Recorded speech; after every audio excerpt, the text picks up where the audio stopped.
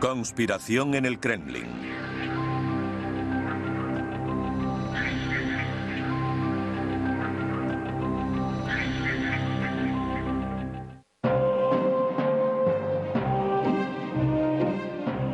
Durante sus 11 años de mandato, Nikita Khrushchev se apartó del camino marcado por Stalin, implantando muchas controvertidas reformas liberales. Khrushchev buscó incluso la paz con los Estados Unidos, suscitando preocupación en el Kremlin. Finalmente, después de la obligada y humillante retirada de sus misiles de Cuba en 1962, muchos miembros del Partido Comunista Ruso estaban hartos de Khrushchev. El complot para apartarlo del poder comenzó a tomar forma en 1963. Estuvieron implicados muchos poderosos miembros del Partido Comunista y del gobierno nombrados por Khrushchev, incluyendo su hombre de confianza, Leónidas Brezhnev. Los conspiradores se arriesgaban a la muerte si se descubrían sus planes de traición. Brezhnev tenía el apoyo del ejército, pero sabía que la ayuda de la KGB sería crítica. En una reunión secreta apeló al jefe de la KGB, Vladimir Semichanskny.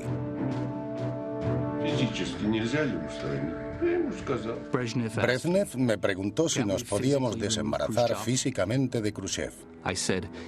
Yo le dije que era imposible, no podía hacerlo solo. Debíamos implicar a otros agentes secretos y habría que explicárselo de alguna manera.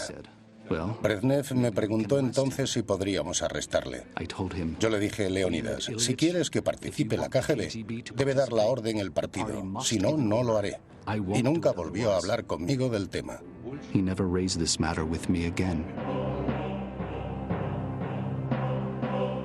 Los conspiradores tardaron casi un año en urdir la trama. Brezhnev decidió disfrazar el golpe de procedimiento democrático. Mientras Khrushchev estaba de vacaciones, los conspiradores convencieron a la élite del partido para destituirlo en una votación. Brezhnev tenía miedo de que Khrushchev descubriera su traición. Pero sorprendentemente, todo funcionó según lo planeado. Cuando Khrushchev regresó de sus vacaciones en el otoño de 1964, fue convocado a Moscú, donde un voto unánime lo apartó del poder. El Politburó ofreció formalmente el puesto de secretario general a Brezhnev. Aceptó y canceló inmediatamente muchas de las reformas de su antecesor. Brezhnev llegó como representante del sistema. Se suponía que traería estabilidad y sería predecible. No por el bien del país, sino del propio sistema. Las sorprendentes noticias de Moscú se extendieron rápidamente por el país y el extranjero. Brezhnev había arriesgado su vida por arrebatar el poder a su amigo. Se apresuró a dejar claro que planeaba seguir un camino político más ortodoxo. En su discurso de toma de posesión dijo: con Stalin el pueblo temía la represión, con Khrushchev temía las reorganizaciones y remodelaciones. Los rusos se merecen una vida más tranquila. En su vida privada, Brezhnev era un hombre de riesgos. Le gustaban las fiestas, la caza, nadar en agua fría y las carreras de coches. Pero como político era cauto y evitaba cualquier acción radical. Se consideraba a sí mismo un pacificador, pero tenía un fuerte deseo de imponerse en la Guerra Fría. No en un conflicto nuclear con los Estados Unidos. Creía que había métodos más seguros y eficaces para lograr sus objetivos.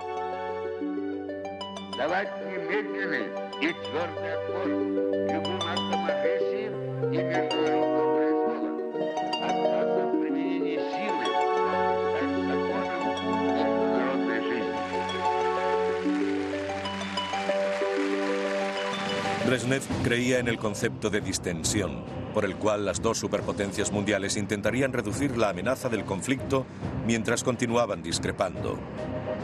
Sin embargo, bajo su punto de vista, reducir las tensiones no implicaba hacer concesiones a Occidente. Existía la creencia de que podríamos aliviar las tensiones con la Unión Soviética. Esta se basaba en cierta esperanza y optimismo de Occidente, pero no había pruebas de ello. Para nosotros, distensión era aliviar la tensión. Para los rusos, distensión era una coexistencia pacífica, que significaba que al amparo de la paz podrían ir adquiriendo más y más ventajas con respecto a Occidente.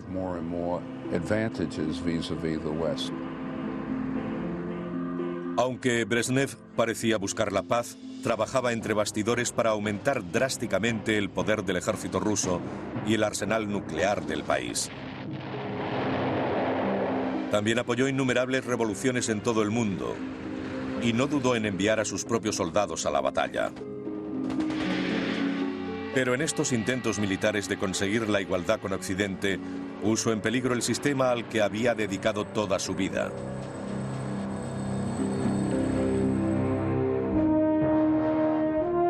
Brezhnev procedía de una familia de siderúrgicos de Ucrania. Su ascensión al poder comenzó en 1939, cuando a los 33 años fue nombrado secretario de un comité regional del Partido Comunista. Era un atractivo mujeriego, dinámico, jovial y con gran carisma. En esa época conoció a otra figura política en ascenso, Nikita Khrushchev.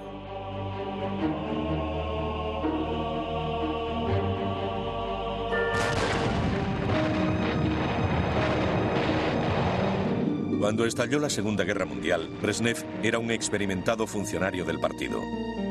Durante la guerra fue ascendido a comandante general a cargo del departamento político del frente ucraniano. Nunca participó en combate, pero se enorgullecía de haber servido cerca del frente de batalla durante la mayor parte de la guerra. Cuando volvió la paz, Brezhnev ocupó puestos importantes en el partido en toda la Unión Soviética. En 1956, Khrushchev le nombró secretario del Comité Central encargado de defensa, uno de los puestos más importantes del país. A lo largo de su carrera permaneció atento a los intereses de los militares y, a cambio, disfrutó de su leal respaldo. Sus fuertes lazos con el ejército serían uno de los factores clave que le permitieron mantenerse en el poder casi 20 años. Durante el mandato de Khrushchev solía exagerar la solidez del ejército soviético y su capacidad estratégica. Sin embargo, Brezhnev sabía que no podía confiar en las fantasmadas de Khrushchev mientras los avances tecnológicos continuaran en Occidente.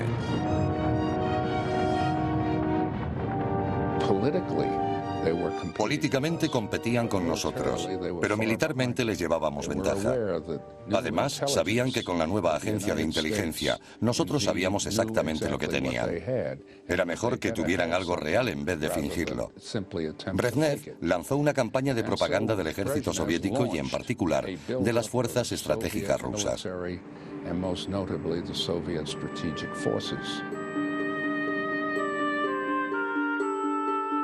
El descubrimiento de ricos yacimientos petrolíferos al oeste de Siberia permitió a Brezhnev asignar miles de millones de dólares para gastos militares. A finales de los años 60, la Unión Soviética se aseguraba su estatus como la segunda superpotencia del mundo. Pero Brezhnev sabía que el poder militar no era suficiente. Para conservar su liderazgo y competir realmente con los Estados Unidos, tenía que controlar también la KGB. El mejor modo de hacerlo era poner a un hombre suyo al frente del poderoso servicio secreto. En mayo de 1967 destituyó a Vladimir Semichastny y nombró a Yuri Andropov jefe de la KGB. Comunista ortodoxo, trabajador y obediente, Andropov se había ganado el cariño y la confianza de Brezhnev con su lealtad personal. Andropov informaba diariamente a Brezhnev de las noticias más importantes del mundo, tanto de países capitalistas como comunistas. El modelo de Brezhnev de desafiar indirectamente a Occidente, desarrollando sus propias fuerzas, parecía progresar según el plan previsto. Pero problemas domésticos amenazarían la pacífica era de la distensión.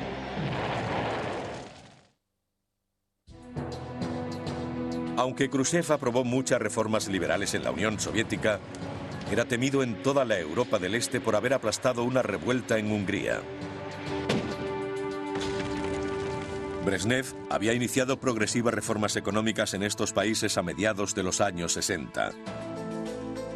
Pero tras varios años de nuevas políticas económicas, parecía que los pueblos de la Europa del Este y sus líderes aspiraban a mayores libertades políticas y personales.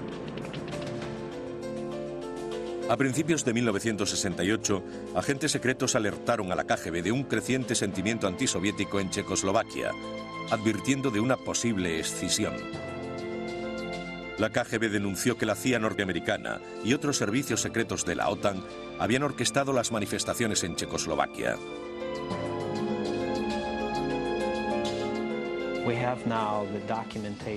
Ahora contamos con documentación fiable, informes de Andropov, que demuestran claramente que la KGB tuvo un papel provocador, intentando presentar pruebas de la presencia de la inteligencia alemana o norteamericana. Pero eran poco sólidas y no pudieron encontrar nada.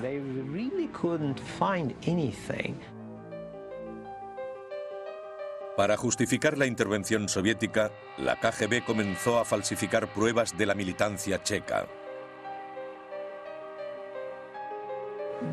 Mostraron imágenes de refugios llenos de armas en televisión. Era una provocación total. Justo antes de la invasión, la KGB envió agentes a Checoslovaquia disfrazados de turistas alemanes. Llenaron esas habitaciones de armas y después las encontraron por casualidad.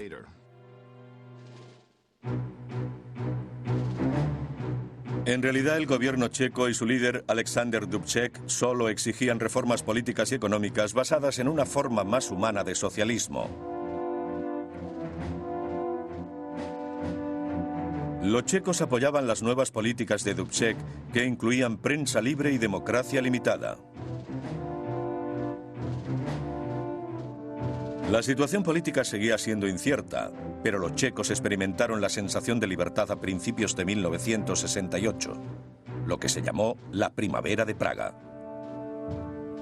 Brezhnev quiso dar un castigo ejemplar a los checos, pero también sabía que cualquier acción militar a gran escala, incluso dentro del bloque soviético, podría destruir el clima de coexistencia pacífica con Occidente. Indecisos, Brezhnev y sus socios tardaron 6 meses en mover ficha. Para enmascarar la invasión, en junio de 1968, Moscú anunció maniobras militares a gran escala de las tropas del Pacto de Varsovia. Mientras tanto, agentes de la KGB en Praga identificaron a varios miembros prosoviéticos del gobierno checoslovaco y los convencieron para que escribieran a Moscú solicitando ayuda. La carta pedía tropas al Kremlin para combatir la contrarrevolución. Brezhnev tuvo que escoger entre el sistema, en otras palabras, el poder absoluto, y su deseo de parecer un líder moderno y civilizado. Naturalmente, se decidió por la protección del sistema. Cuando tomó la decisión, Brezhnev fue implacable y rápido. La invasión, codificada como el tumor, comenzó el 21 de agosto de 1968. Checoslovaquia fue completamente ocupada en 24 horas. Estados Unidos se sorprendió. ¿Cómo podían hacer una cosa así? ¿No sabían que eso acabaría con la distensión? Pero si los soviéticos querían conservar su imperio en Europa, no tenían más alternativa que reprimirlos. Para completar la operación, el Kremlin necesitaba aplastar el espíritu del secretario general Dubček y de otros líderes checos. Un equipo especial de la KGB se encargó de la misión secreta.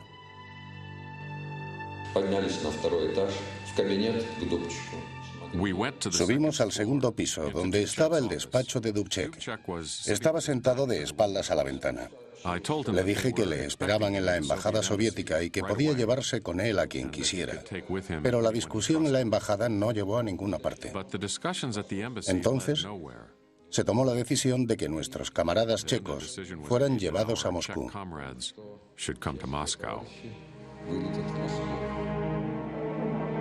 Los agentes de la KGB llevaron al líder checo y a la mayoría de los miembros de su gabinete a Moscú.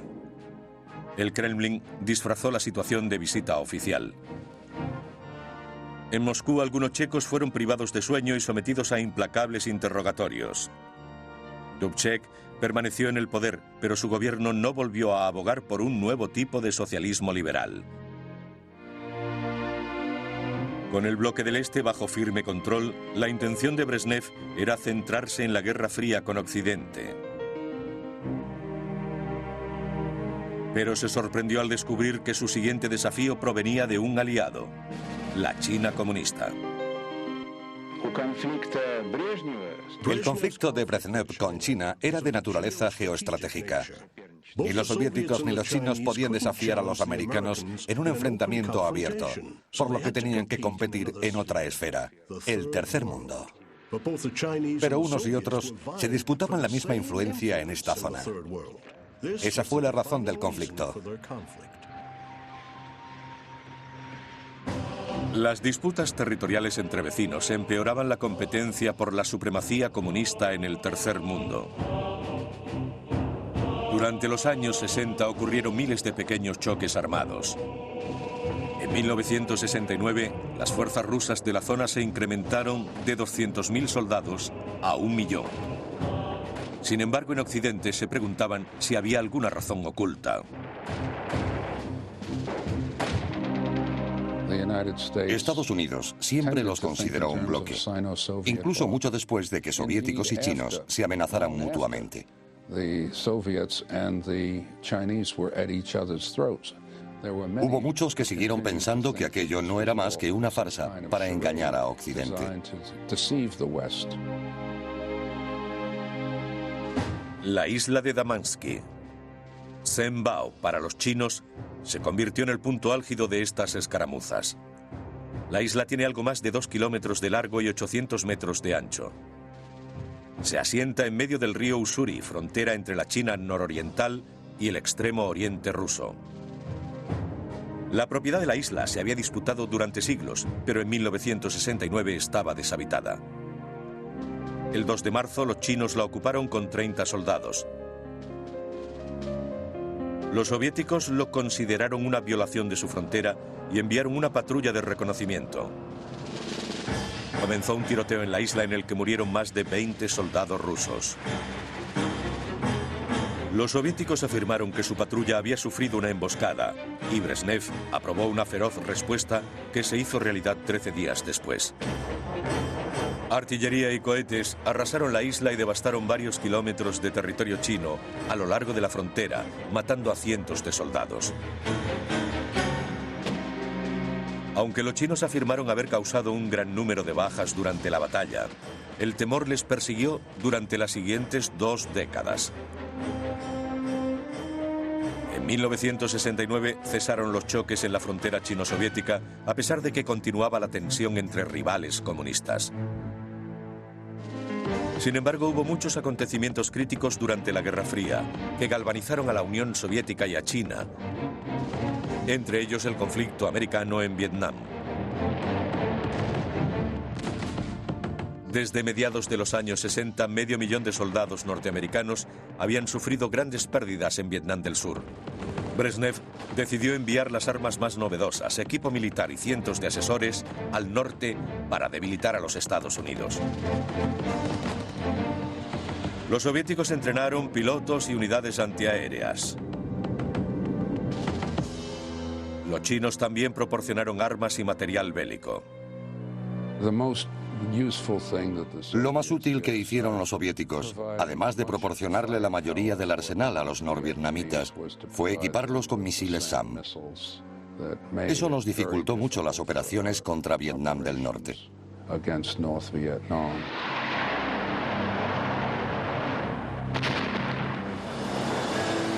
Los sistemas antiaéreos de fabricación rusa destruyeron más de 2.500 aviones norteamericanos. Muchos pilotos murieron y cientos fueron torturados en cárceles norvietnamitas.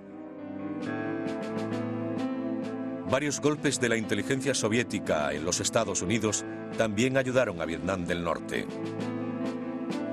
John Walker trabajaba como oficial en el Centro de Comunicaciones de la Flota Submarina Norteamericana del Atlántico durante la Guerra de Vietnam. Tenía acceso a claves secretas codificadas y a los sistemas decodificadores. Walker comenzó a espiar en 1967 y trabajó 18 años para los rusos. Durante ese tiempo, los agentes de la KGB le pagaron más de $1 millón por transferir secretos criptográficos y proporcionar acceso a más de 1 millón de mensajes sobre armas americanas, tácticas navales y entrenamiento submarino y aéreo. La información clasificada de Walker permitía a los soviéticos interceptar y entender los planes americanos.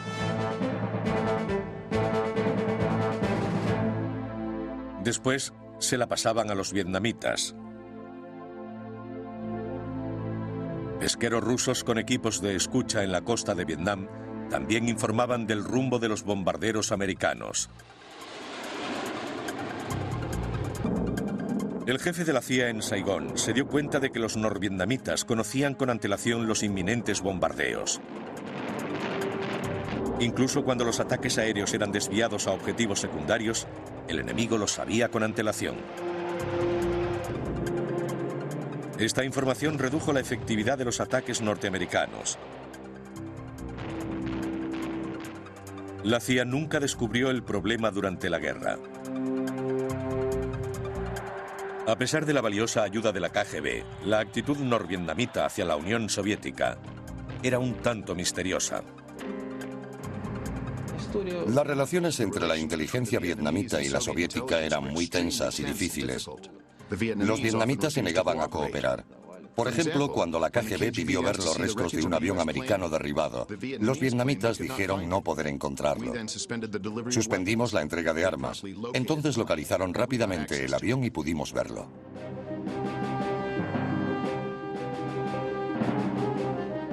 La ayuda rusa y china y las tácticas poco convencionales empleadas por los norvietnamitas desembocaron finalmente en la retirada americana de Vietnam.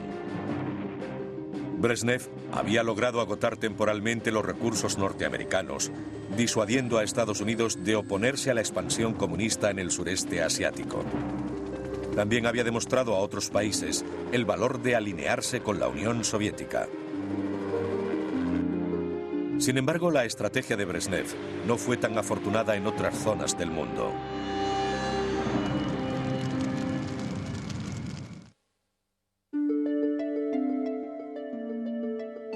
En 1972 continuaba la cordial farsa de la distensión, mientras Nixon se convertía en el primer presidente norteamericano en visitar la Unión Soviética. Pero en privado, Brezhnev dejó claro a su Estado Mayor que aceptaría de buena gana un aumento de todo tipo de acciones militares encubiertas. En Moscú, Nixon y Brezhnev firmaban el histórico acuerdo sobre limitación de armas estratégicas conocido como SALT, diseñado para reducir el arsenal nuclear de ambos países. Parecía un alentador punto de inflexión en la Guerra Fría. El año siguiente, durante la visita de Brezhnev a los Estados Unidos, firmaron otro tratado, comprometiéndose a evitar el enfrentamiento nuclear a toda costa. Brezhnev declaró el fin de la Guerra Fría. Sin embargo, otro conflicto que se gestaba desde hacía años estaba a punto de estallar. En 1967, Egipto y Siria sufrían aplastantes derrotas a manos de las fuerzas israelíes. Durante los siguientes 6 años, Brezhnev no escatimó dinero ni esfuerzos en rearmar a los ejércitos de Egipto y Siria. La tinta de las firmas del nuevo tratado ruso-norteamericano aún se estaba secando cuando el mundo se encontró al borde de una nueva guerra.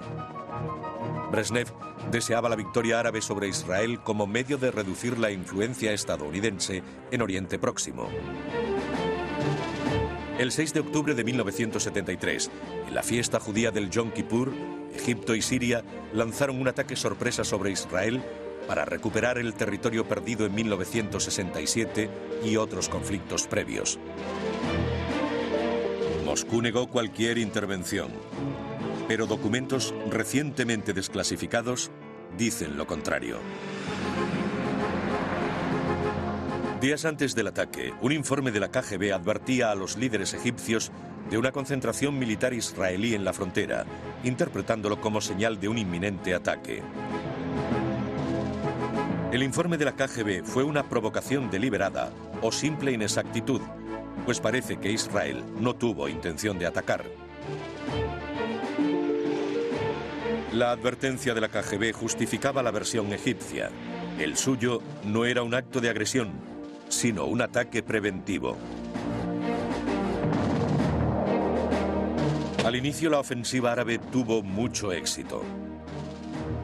En los días siguientes, las dos superpotencias mundiales se implicaron más en el conflicto.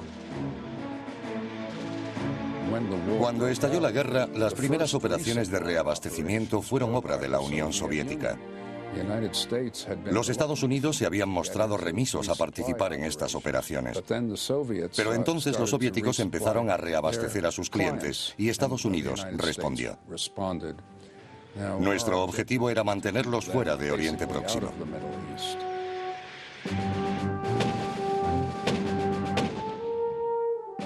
El 10 de octubre la guerra se tornaba favorable para los israelíes. Brezhnev estaba furioso. Ordenó que la Marina Soviética del Mar Negro se dirigiera a toda máquina hacia Egipto. 2 divisiones de paracaidistas rusos permanecieron dispuestas para su traslado a Oriente Próximo.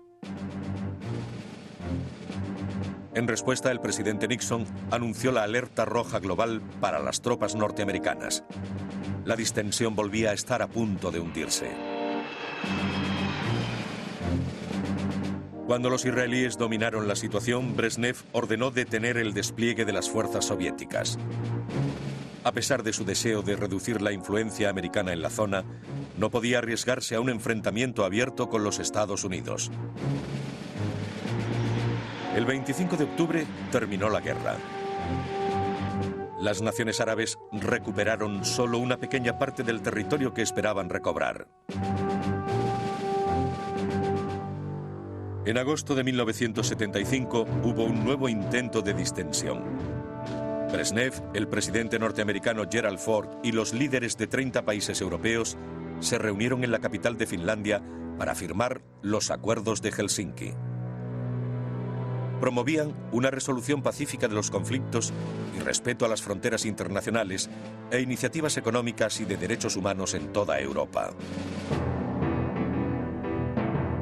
Al mismo tiempo, Brezhnev y otros líderes del Kremlin intensificaron en secreto el apoyo militar a los regímenes antiamericanos y procomunistas. 3 meses después de la conferencia de Helsinki en noviembre de 1975, Brezhnev envió equipo militar y consejeros a Angola para apoyar un movimiento prosoviético. Los rusos perdieron Egipto, pero ganaron Angola en 1975. Apoyaron un golpe militar o revolución, según se mire, en Etiopía. También estuvieron en Mozambique y Yemen. Para los americanos era un modelo de expansionismo soviético. A finales de los 70, los presidentes norteamericanos estaban bajo una creciente presión pública para castigar a los soviéticos, para responsabilizarles de lo que estaba ocurriendo en el tercer mundo. Si no dejaban de ayudar a estos regímenes revolucionarios, los Estados Unidos les obligarían a pagar un precio. El precio que pagó la Unión Soviética por su expansión continuada sería muy alto en una sangrienta guerra justo al otro lado de su frontera. Pero la deteriorada salud de Brezhnev sería la siguiente gran crisis para los miembros del Kremlin.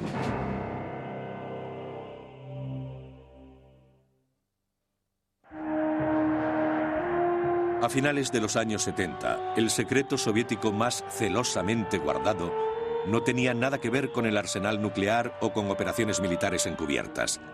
La prioridad de la dirección del Kremlin era ocultar información sobre la salud de Leónidas Brezhnev. A mediados de los años 70, la salud de Brezhnev empezó a empeorar, afectado por la disminución de riego sanguíneo al cerebro. Su capacidad de trabajo y de concentración comenzó a fallar. Pidió al Politburó que le dejara marchar en 2 ocasiones, pero los jerarcas del Kremlin no querían hacer cambios.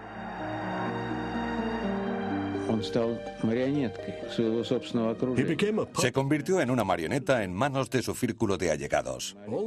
Las decisiones más importantes las tomaban los miembros más influyentes del Politburó.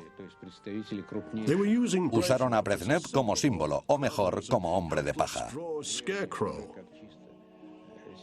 Ahora ellos regían los destinos del país.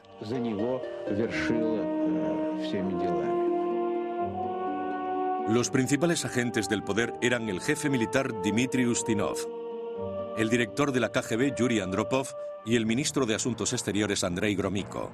Gromyko había ostentado puestos claves desde la era de Stalin. Sirvió como embajador soviético en Estados Unidos en los años 40 para comenzar después su larga carrera como ministro de Khrushchev en los 50. Estos 3 hombres eran los miembros más influyentes de la vieja guardia del Kremlin. Continuaron con la doble cara de la distensión de Brezhnev mientras lo usaban como marioneta en actos públicos. En 1976, en una reunión plenaria del Partido Comunista, Brezhnev declaró: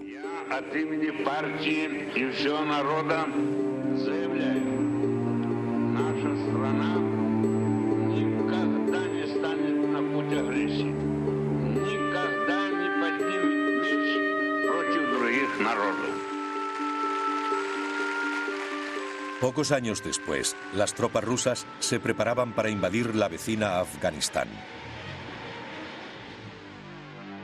Los soviéticos habían ejercido su influencia en el país durante décadas y ayudado a instalar líderes que actuaran a favor de Moscú. Pero en 1978, un grupo de oficiales afganos, formados en escuelas militares rusas, asesinó al presidente prosoviético y se hizo con el poder. La vieja guardia del Kremlin se alarmó, pero curiosamente el nuevo gobierno declaró que seguiría el modelo soviético.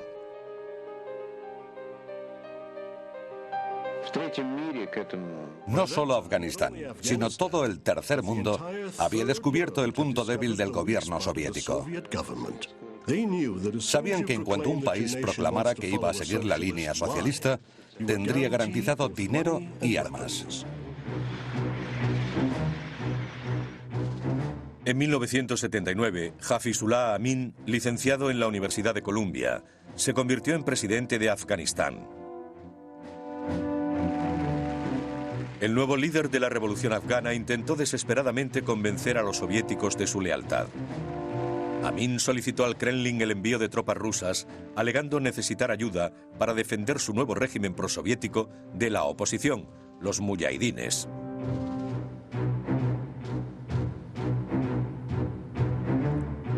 Los líderes soviéticos conocían el apoyo árabe y norteamericano a los muyahidines, pero también se jugaba un asunto doméstico vital.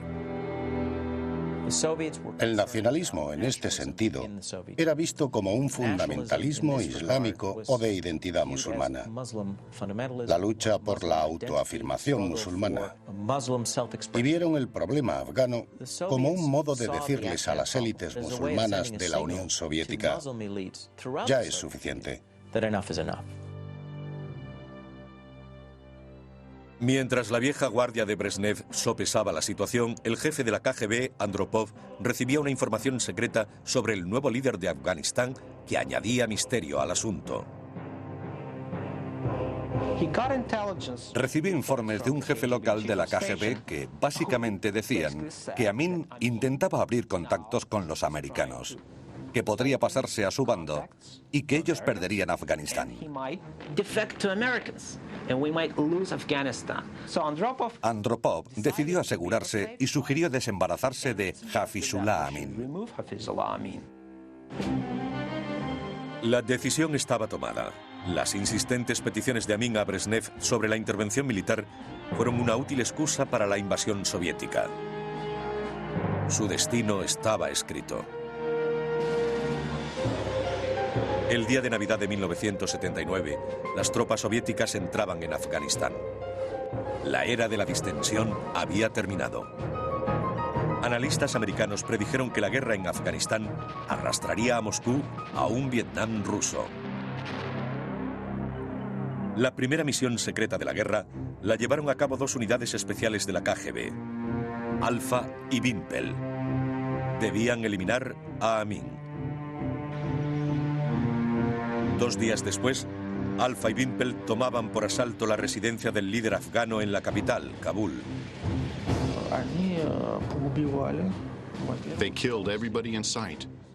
Mataron a todos, incluyendo mujeres y niños. Cuando comenzó el tiroteo, Amin intentó llegar a la embajada soviética pidiendo ayuda. Lo mataron. Y su cabeza fue llevada en secreto a Moscú en una bolsa de plástico, como prueba de su muerte.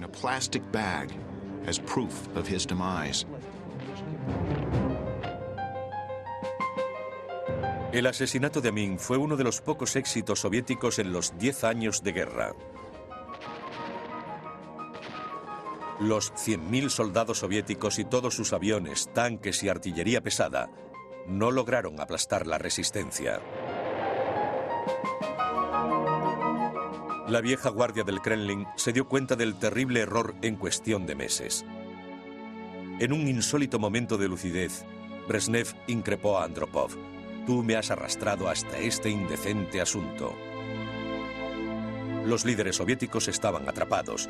Una vergonzosa retirada dañaría su credibilidad como superpotencia a los ojos de Occidente y en su propia esfera de influencia. Las pérdidas rusas aumentaban y aún faltaban los peores errores y decepciones.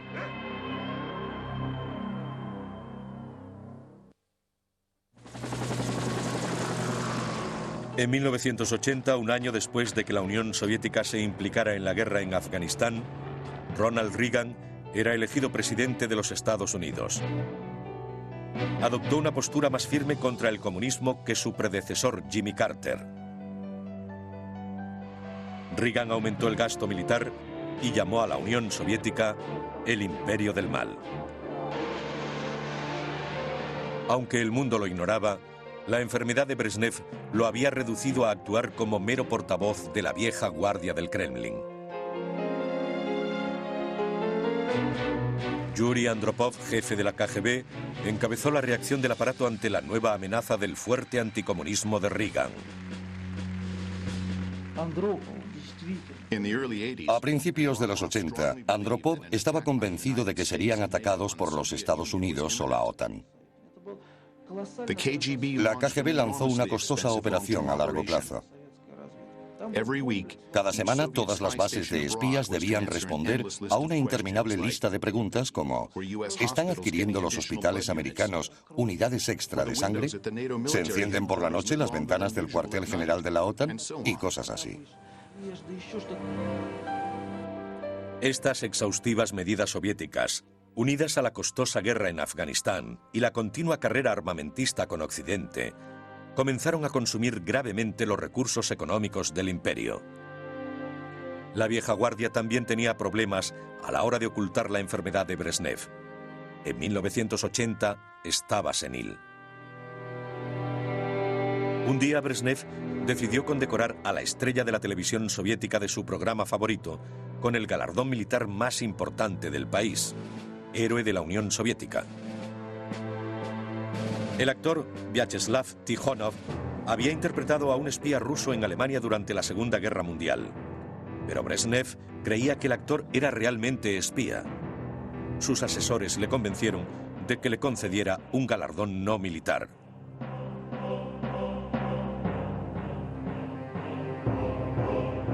En otra ocasión, Brezhnev se despertó en mitad de la noche convencido de que fuerzas enemigas estaban invadiendo Moscú. Se negó a volver a la cama hasta que su guardia personal le mintió diciéndole que las tropas estaban movilizadas para detener a los atacantes imaginarios. Sin embargo, las amenazas a las que se enfrentaron los rusos en Afganistán en los 80 eran reales. Como se predijo en Occidente, su campaña comenzó imitando la experiencia americana en Vietnam. Durante esa guerra, la ayuda soviética y un decidido enemigo con tácticas no convencionales habían paralizado a las fuerzas norteamericanas. A mediados de los 80, La CIA les devolvía el favor en Afganistán, entrenando y abasteciendo a los guerrilleros. Como en Vietnam, no hubo primera línea. Las escurridizas unidades de la guerrilla mujahidín atacaban desde lugares ocultos para desaparecer inmediatamente y volver a sus bases en las montañas.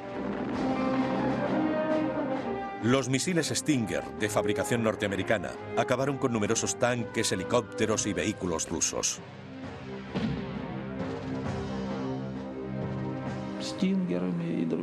Estados Unidos quería demostrar a los soviéticos que no saldrían indemnes cuando invadieran países vecinos. Querían demostrarnos que eso no funcionaba. Lo lograron y aprendimos la lección. Yuri Andropov fue el primero en darse cuenta de que no ganarían la guerra. La cúpula del Kremlin buscó un modo de retirarse minimizando la humillación internacional. En 1987 intentaron iniciar las negociaciones de paz a través del presidente afgano Mohammad Najibullah, pero la guerrilla sabía que era una simple marioneta soviética y se negó. Años de conflictos en Afganistán y la ineficaz política doméstica del Kremlin comenzaron a afectar al pueblo ruso. Se produjo escasez de alimentos a medida que bajaba el nivel de vida en el bloque comunista. El anhelo de un acuerdo de paz comenzó a ser tan intenso que la KGB llegó a tomar medidas extraordinarias. Documentos descubiertos recientemente han revelado que proporcionó información a los mujahidines sobre la hora y lugar de varios ataques soviéticos para reducir las bajas en ambos bandos. Los militares rusos ya no creían en la propaganda de su país y los soldados no entendían por qué estaban luchando.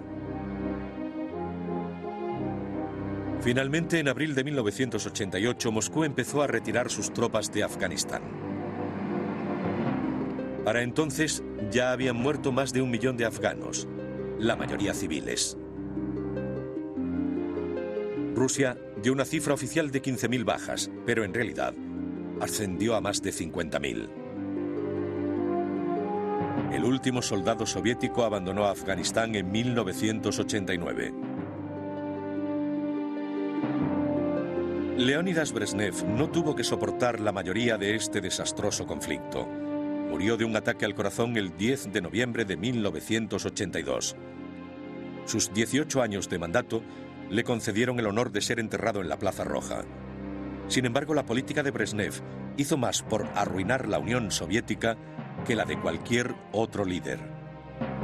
Su mandato fue llamado la Era del Estancamiento, pero su versión hipócrita de la distensión le hizo canalizar el gasto en su arsenal nuclear y en fuerzas convencionales, y en numerosas revoluciones por todo el mundo.